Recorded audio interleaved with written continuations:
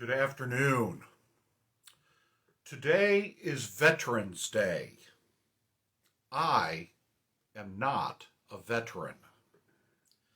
Let me share quickly my story. I remember vividly being scared beyond words.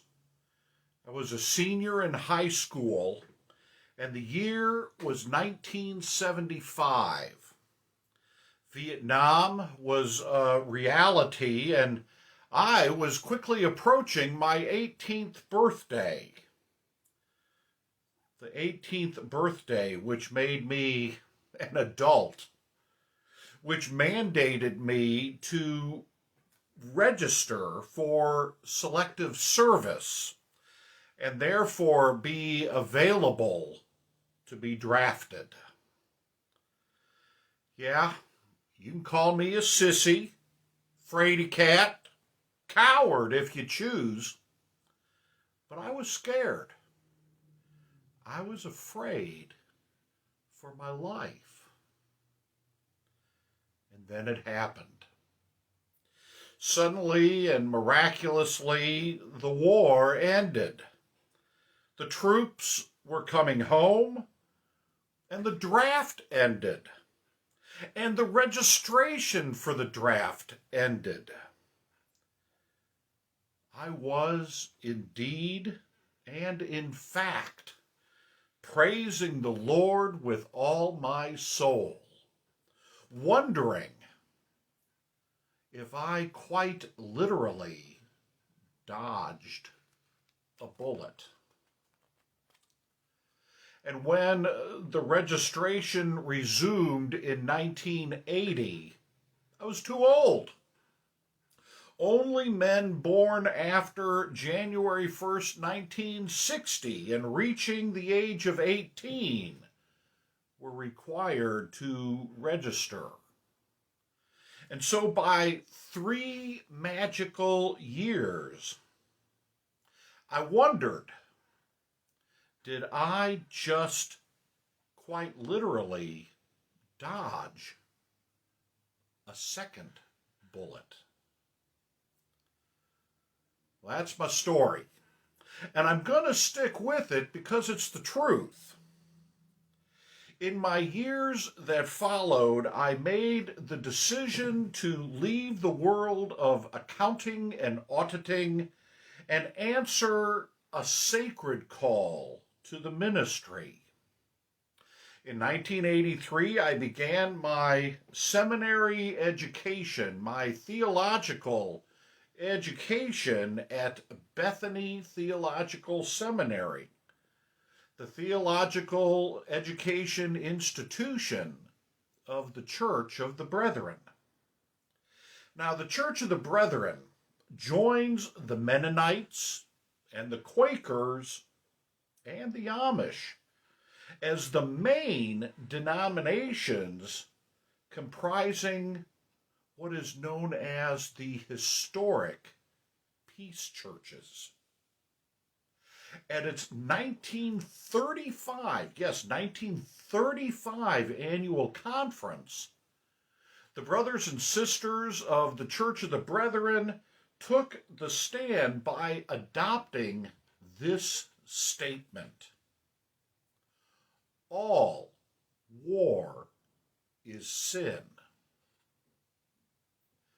All war is sin. That took to task St. Augustine's idea of the just war theory. Now, that just war theory said that in our humanness, war was going to happen. War was inevitable. And so we should make sure that the issues at stake were worthy of the losses of life that would come through an armed conflict. All war is sin clearly says that the loss of life in the context of an armed conflict, the loss of even one life is never justified. Never. I agree with this. That is, I believe, as my brothers and sisters do, all war is sin. But with that being said, I also know how blessed I am to be able to make that faith statement without any fear of arrest or worse. I am blessed to live in a country that assures the freedoms of thought and belief and speech. I'm blessed that thousands, tens of thousands, hundreds of thousands of men and women have fought, have shed blood, have endured imprisonment, and have given their very lives for this blessing that we all enjoy. I am blessed, and so are you. Yes. I tend to align myself with my pacifist brothers and sisters.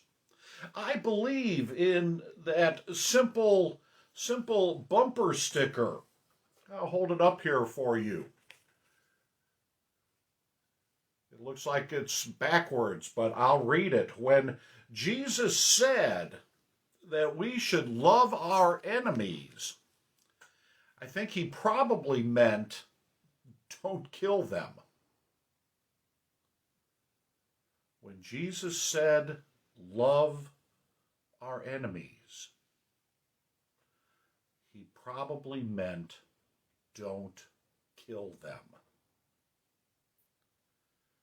But I also understand the great sacrifice that so many veterans have made so that I have the ability to make that faith statement.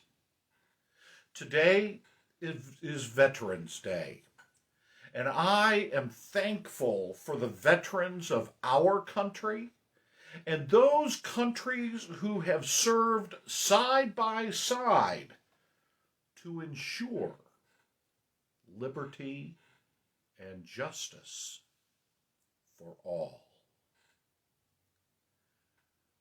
Blessed are all of the peacemakers